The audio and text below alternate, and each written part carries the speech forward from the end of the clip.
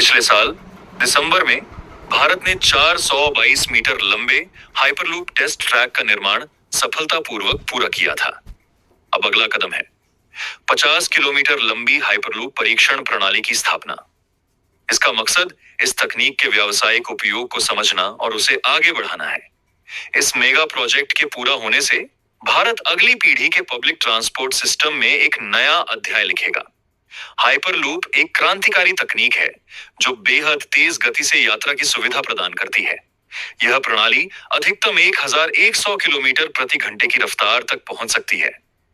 इससे यात्राएं न केवल तेज बल्कि अधिक कुशल और आरामदायक हो जाएंगी।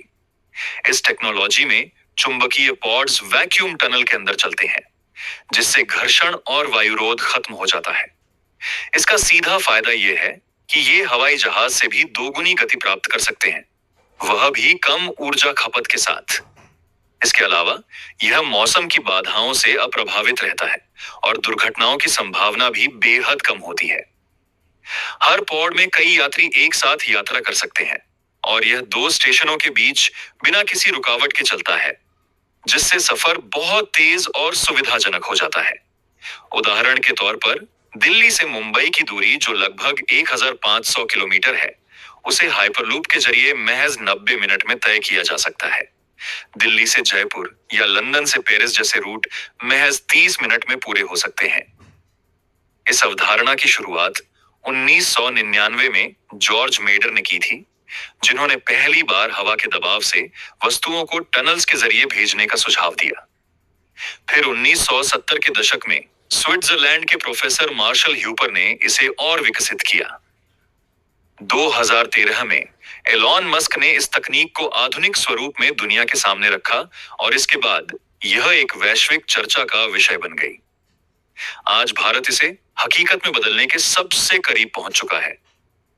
भारत के रेल मंत्री अश्विनी वैष्णव ने हाल ही में बताया कि सरकार देश की प्रमुख शैक्षणिक संस्थाओं के साथ मिलकर इस परियोजना को आगे बढ़ा रही है। इस प्रोजेक्ट को रेलवे मंत्रालय फंड कर रहा है और इसका प्रमुख विकास कार्य आईआईटी मद्रास में हो रहा है। सरकार ने इस इनोवेटिव परियोजना के लिए अतिरिक्त $1 मिलियन की ग्रांट भी देने की घोषणा की है। 422 मीटर की शुरुआती टेस्टिंग ने उपयोगी डेटा प्रदान किया है, जो आगे की योजना में अहम भूमिका निभाएगा। एलॉन मस्क के विचार के बाद कई अंतरराष्ट्रीय कंपनियां इस तकनीक पर काम कर रही हैं, जैसे वर्जिन हाइपरलूप, अब हाइपरलूप 1, आर्म ट्रांसपोर्ट कनाडा और नेवादा स्थित कंपनियां। परंतु भारत ने इसे व्यावसायिक रूप से लागू करने की दिशा में सबसे तेज प्रगति की है। भारत की इस पहल ने अंतरराष्ट्रीय स्तर पर ध्यान खींचा है और कई देशों ने इसमें साझेदारी जताई है।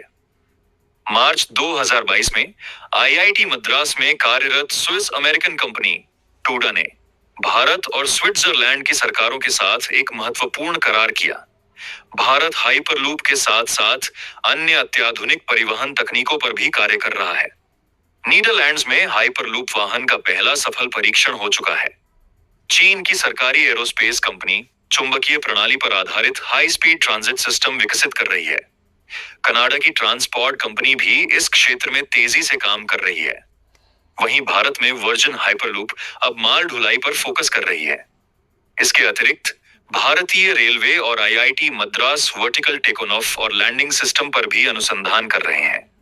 जैसे जैसे दुनिया तेज, सुरक्षित और पर्यावरण के अनुकूल यात्रा विकल्पों की तलाश कर रही है, भारत की यह परियोजना एक उम्मीद की किरण बनकर उभर रही है। पूरी सरकारी प्रतिबद्धता, शैक्षणिक संस्थाओं की सहभागिता और अंतर्राष्ट्रीय समर्थन के साथ भारत का हाइपरलूप मिशन तेजी से वास्तविकता बनता जा रहा है।